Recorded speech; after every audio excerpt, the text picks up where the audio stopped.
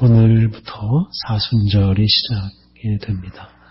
사순절은 부활절을 맞이하기 위해서 40일 동안 지키는 절기입니다. 그래서 우리가 4월 첫 주일, 부활주일 오기까지 주일을 제외한 40일 동안 사순절을 지킵니다. 우리 믿음의 선배들은 이 사순절에 특히 절제하는 일에 힘을 썼습니다.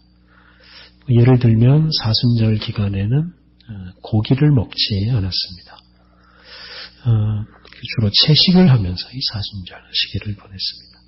이거 오늘날로 하면 맛있는 음식을 먹지 않았다라고 말할 수 있습니다. 네, 맛있는 음식, 그 음식 자체가 더럽다거나 음식 먹는 것 자체가 죄라거나 그렇게 여긴 것은 아닙니다. 단지 이제 고기나 맛있는 것 먹는 것을 우리 인생의 목적으로 삼고 살아서는 안 된다 하는 것을 이제 확인하는 차원이라고 할 수 있겠습니다. 그래서 좋은 옷 입고 좋은 물건 사고 재미있는 거 구경하고 더 맛있는 거 먹기 위해서 사는 인생은 결코 복된 인생이 될 수가 없습니다. 그렇게 살다가는 이제 허무함을 느끼는 뿐입니다. 절제는 가능한 적게 소비하는 것입니다. 꼭 필요한 만큼만 먹고 꼭 필요한 것만 사고 꼭 필요한 것만 보고 이런 게 절제 생활입니다. 우리가 세상에 빠져서 살다 보면 돈 벌어서 돈 쓰는 재미에 빠지기가 쉽습니다. 그런데 그렇게 돈 쓰는 재미에 빠지기 시작하면 아무리 돈이 많아도 아무리 돈을 많이 벌어도 항상 돈이 부족합니다. 그러다 보면 돈을 벌기 위해서 인생을 낭비하게 됩니다.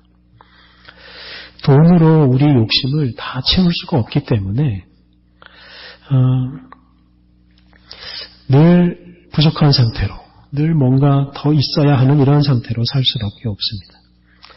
그런데 절제하면서 살면 절제하면서 적게 소비하면 적게 벌어도 풍요롭게 살 수 있습니다. 적게 소비하니까 돈이 남을 수가 있습니다.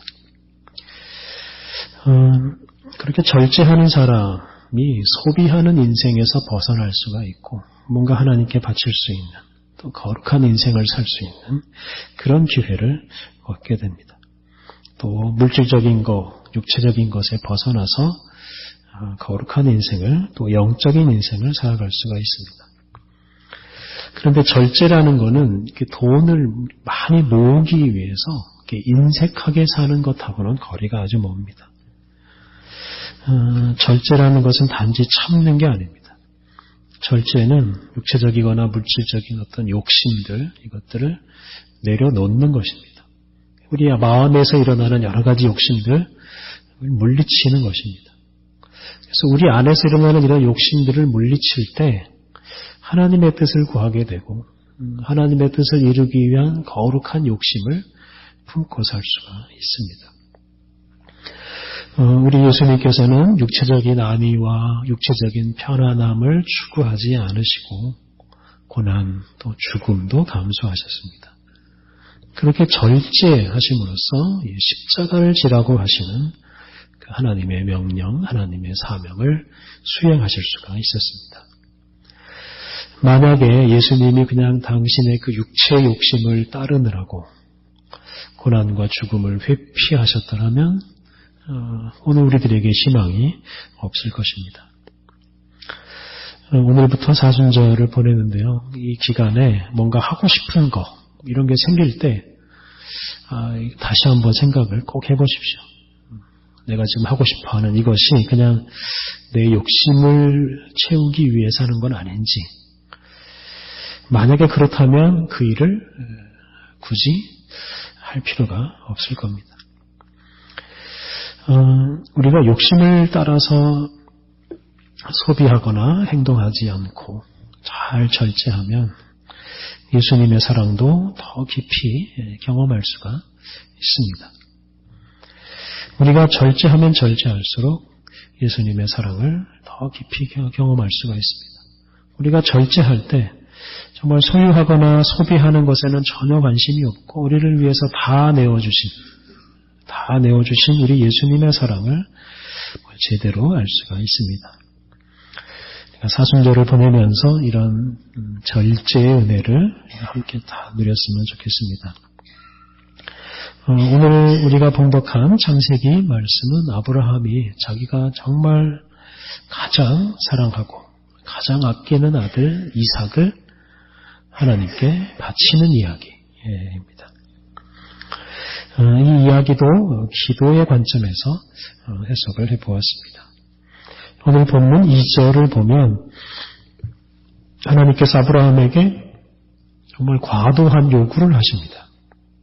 여호와께서 이르시되 내 아들 내 사랑하는 독자 이삭을 데리고 모리아 땅으로 가서 내가 네게 일러준 한 산 거기서 그를 번제로 드리라. 하나님께서 아브라함이 가장 사랑하는 아들 이삭을 당신에게 바치라 라고 요구를 하십니다. 이게 누가 봐도 과도한 요구이고 말도 안 되는 요구입니다. 그런데 하나님께서는 왜 이런 말도 안 되는 요구를 하셨겠습니까? 오늘 본문 1절은 그것은 하나님께서 아브라함을 시험하시기 위함이다 라고 말합니다. 다시 말하면 아브라함이 하나님께 어느 정도까지 바칠 수 있는지 시험해 보시기 위해서 이삭을 한번 바치라 라고 말씀하신 것입니다. 이것을 이제 기도하는 아브라함의 입장에서 보면 좀 다르게 생각해 볼 수가 있습니다. 우리가 기도하다 보면 이제 하나님께 뭔가를 달라고 하는 이런 기도를 넘어서서 하나님께 뭘 바치면 좋을까? 하나님께 제가 뭘 드리면 좋겠습니까? 이런 생각이 들 수 있습니다. 오늘 본문 바로 앞에 21장을 보면 아브라함이 드디어 아들 이삭을 얻습니다. 아브라함이 100살 때, 사라가 90살 때 기적같이 이런 아들을 얻었습니다. 이 이삭을 얻은 아브라함의 마음이 어떠했겠습니까? 어떻게 말로 표현할 수 없이 기뻤을 것입니다. 세상의 모든 것을 다 얻은 것 같은 그런 마음이었을 겁니다. 이삭을 얻고 나서 이삭보다 더 귀한 것을 얻을 수가 없지 않겠습니까? 더 이상 하나님께 구할 것이 없습니다. 더 이상 필요한 게 없습니다. 그런 아브라함에게 그렇다면 나는 하나님께 무엇을 드릴 수 있을까? 이런 생각이 들었을 것입니다. 그래서 이 상상입니다만 기도하는 중에 하나님 저는 하나님으로부터 정말 귀한 것들을 많이 받았는데 저는 하나님께 무엇을 바칠 수 있겠습니까? 이런 기도를 드렸다고 상상을 해보십시오. 그런 기도를 드리던 아브라함에게 하나님께서 네가 네 아들 이삭까지 나에게 바칠 수 있느냐? 이런 음성을 하나님께서 들려주십니다. 그래서 아브라함은 100살에 얻은 아들, 자기가 가장 소중하게 여기는 이 아들을 하나님을 위해서 과연 포기할 수 있느냐? 이런 질문을 지금 자기 자신에게 하고 있습니다. 사실 우리들도 기도하다 보면 이런 질문에 직면하게 됩니다. 하나님, 제가 어느 정도 헌신을 해야 되겠습니까? 하나님, 제가 하나님께 얼마나 바쳐야 되겠습니까? 이건 우리 신앙인들이 끊임없이 직면하는 질문이고 또 기도 제목이고 또 과제입니다. 그렇다면 하나님께서 우리에게 뭐라고 대답을 하시겠습니까? 그냥 네가 알아서 적당히 해라, 자발적으로 해라, 이렇게 하나님께서 말씀하시지 않습니다. 하나님은 네가 가장 소중하게 여기는 것까지 다 바쳐라 라고 말씀하십니다. 이삭은 아브라함에게 어떤 존재이겠습니까? 한마디로 하면 아브라함의 전부입니다.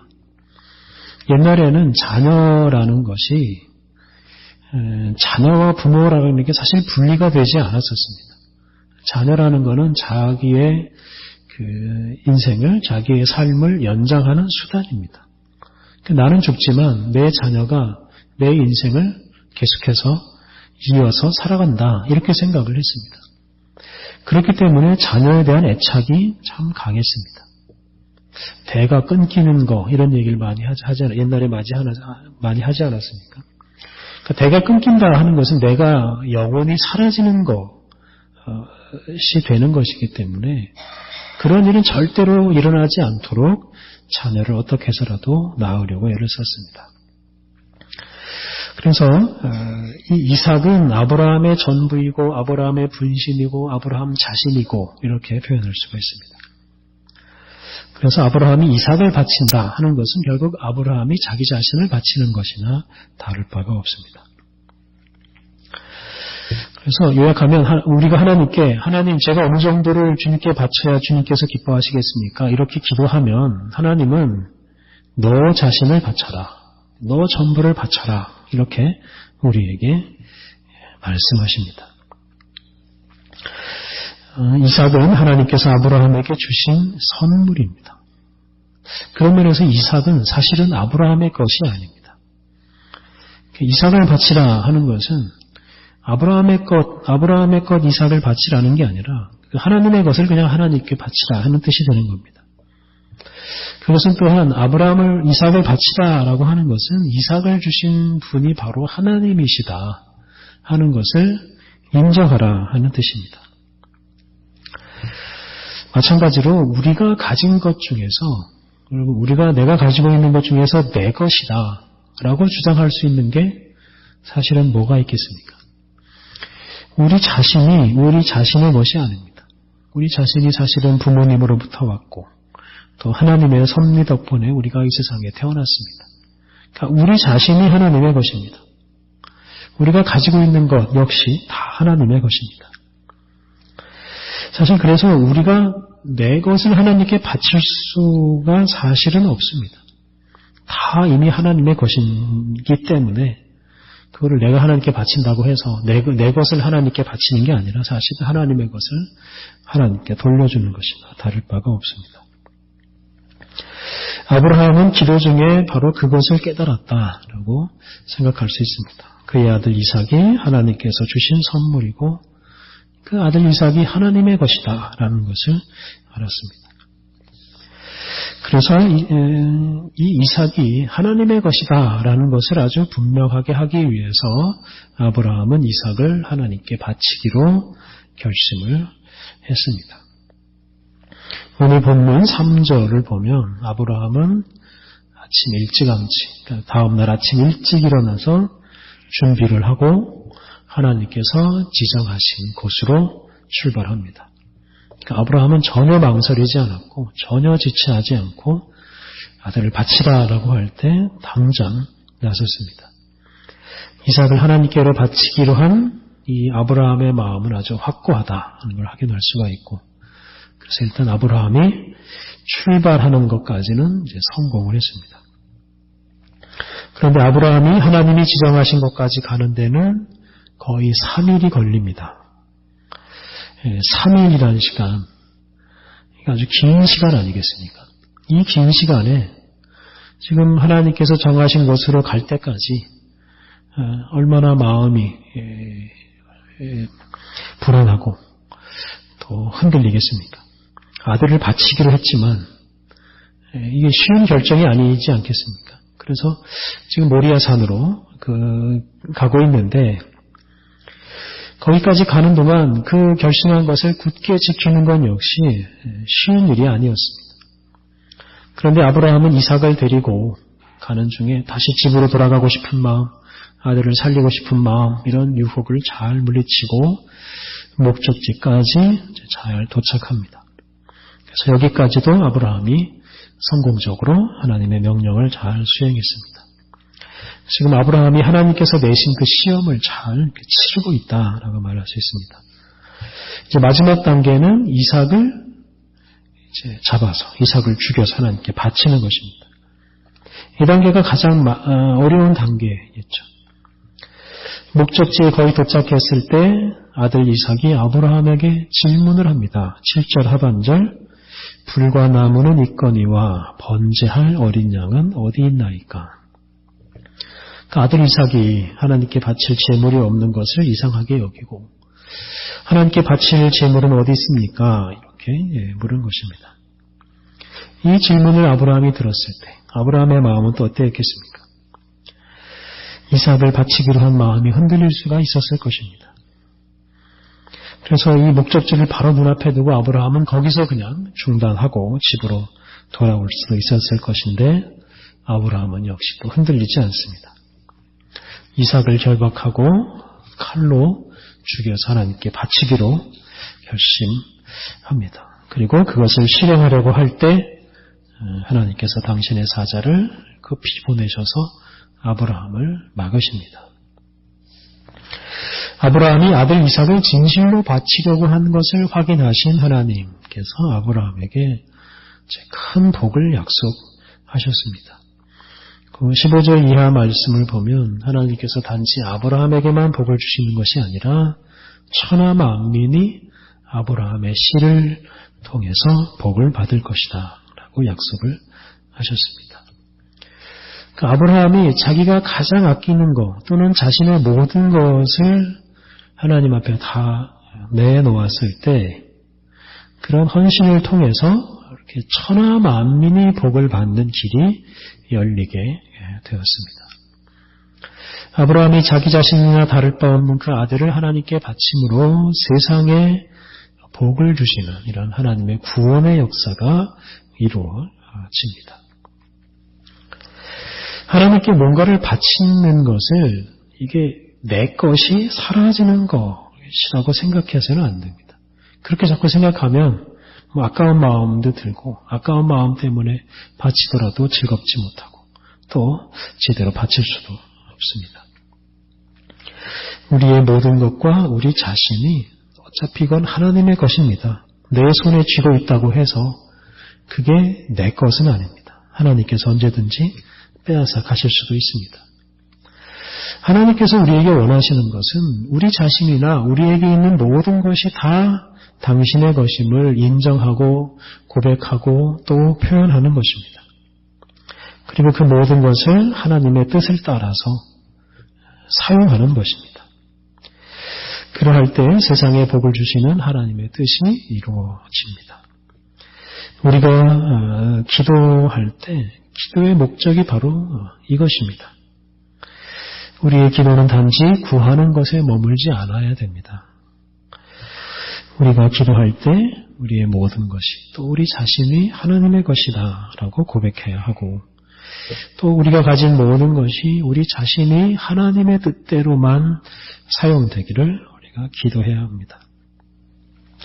다시 말하면 우리 자신, 우리의 모든 것이 전적으로 하나님께 순종하는 사람, 순종하는 도구가 되기를 기도해야 합니다.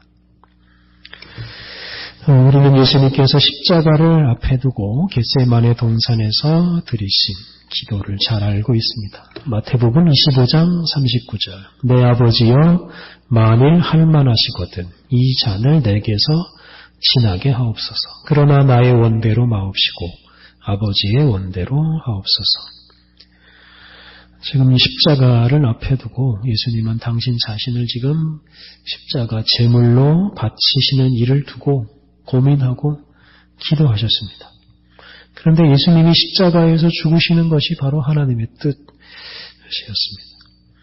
그래서 예수님은 그런 하나님의 뜻을 따라서 당신 자신이 온전한 제물로 바쳐지기를 기도했습니다. 그래서 나의 원대로 마시옵고 아버지의 원대로 하옵소서 이렇게 기도하셨고 그 기도의 결과로 예수님은 십자가를 피하지 않으셨습니다. 살과 피를 다 내어주시기까지 끝까지 참으셨습니다. 이런 예수님의 전적인 헌신, 당신 자신을 다 드리는 이런 헌신을 통해서 온 인류의 구원의 길이 열리게 되었습니다. 이처럼 전적으로 자신을 다 바치는 것은 하나님의 뜻이 이루어지게 하는 놀라운 통로입니다. 그러니 그것처럼 소중하고 귀한 일이 어디에 있겠습니까? 오늘 본문에 나오는 이 이삭은 신학적으로 예수님을 많이 닮았다라고 말합니다. 이삭은 자기 자신이 지금 제물로 바쳐지는 과정에서 저항하지 않고 그냥 다 받아들입니다. 아브라함이 이삭을 묶어서 제단에 올려놓을 수 있었던 것은 단지 아브라함의 의지가 강하거나 아브라함의 힘이 강해서가 아니라 그 이면에는 또 이 이삭의 순종이 있었기 때문입니다. 그리고 이런 이삭의 순종을 통해서 아브라함과 아브라함의 후손과 또한 세계 만민이 복을 받을 수 있는 그런 길이 열렸습니다. 이렇게 자기를 다 내어주는 순종, 이것은 정말 하나님의 놀라운 역사를 이루게 됩니다. 하나님의 뜻이 이루어지도록 우리의 소유와 우리의 능력과 우리의 의지를 하나님께 맡길 때 하나님의 구원의 역사가 이루어집니다. 사순절은 절제하면서 우리 자신을 하나님께 내어드리는 훈련 기간이라고 생각을 하면 좋겠습니다. 단지 덜 먹고 덜 쓰고 덜 소비하는 것으로 여길 게 아니라 좀 더 적극적으로 우리 자신을 하나님께 드리는 것, 이것을 절제의 목표로 삼으면 좋겠습니다. 그래서 단지 우리가 참는다고 절제가 이루어지는 것이 아니라 우리 자신이 하나님의 것이다, 내 것이 하나님의 것이다 라는 것을 인정하고 또 이것을 하나님의 뜻대로 사용하는 일을 힘써야 합니다. 하나님은 우리를 위해서 예수님을 내어주셨습니다. 예수님은 하나님에게 하나님 자신이나 다를 바가 없는 존재입니다. 그래서 하나님께서 예수님을 우리에게 내어주신 것은 당신 전부를 우리에게 주신 것이나 마찬가지입니다. 그래서 하나님은 우리에게 당신 전부를 주심으로 하나님은 우리의 모든 것이 되어주셨습니다. 우리가 예수님을 얻음으로 하나님을 얻었고 그래서 하나님은 우리 인생의 전부이고 하나님이 없으면 우리 인생은 아무것도 아닌 인생이 되고 맙니다. 이렇게 우리의 전부이신 하나님, 그 하나님 앞에서 내가 하나님의 것입니다 라고 고백하고 인정하는 일, 참으로 하나님을 기쁘시게 하고 하나님께 영광을 돌리는 일입니다. 또한 우리 전부를 나의 능력과 나 자신과 나의 소유를 다 하나님께 드리기로 결심하는 것은 역시 하나님을 찬양하는 것이고 하나님을 기쁘시게 하는 일이고 또 이러한 우리들의 헌신을 통해서 온 천하에 복을 가져오는 위대한 인생을 살아갈 수가 있습니다. 로마서 6장 13절 또한 너희 지체를 불의의 무기로 죄에게 내어주지 말고 오직 너희 자신을 죽은 자 가운데서 다시 살아난 자 같이 하나님께 드리며 너희 지체를 의의 무기로 하나님께 드리라. 우리가 절제함으로써 우리 자신을 죄에게 또는 욕심에게 내어주지 않고 우리 자신을 하나님께 의의 무기로 내어줌으로써 정말 하나님의 이 구원의 역사를 이루는 참으로 복된 인생을 살아가야 하겠습니다. 함께 기도하시겠습니다. 하나님, 우리의 일부가 아니라 우리 전부를 원하시는 주님께 우리가 온전히 순종하며 살게 하옵소서. 우리 인생 전부가 오직 주님의 인도하심과 주님의 사용하심을 받을 때 가장 복된 인생을 살 수 있사오니 하나님 날마다 우리 자신이 주님의 것임을 고백하며 살게 하옵소서. 우리의 생각과 의지가 주님의 뜻과 하나가 되게 하옵소서. 우리의 소유와 우리의 행위가 거룩한 주님의 뜻을 이루는 통로가 되게 하여 주옵소서. 사순절을 보내는 우리들이 경건과 절제의 삶으로 우리 자신을 오직 하나님께 바치며 살게 하옵소서. 예수님의 이름으로 기도드립니다. 아멘.